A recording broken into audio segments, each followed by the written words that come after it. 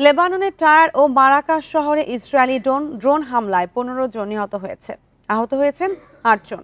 সোমবার এ তথ্য দিয়েছে দেশটির স্বাস্থ্য মন্ত্রণালয়। এদিকে স্থানীয় গণমাধ্যম জানিয়েছে, বেকা ভ্যালির ২ তলা ভবনে ইসরায়েলি বিমান হামলায় একজন নিহত ও কয়েকজন আহত হয়েছে।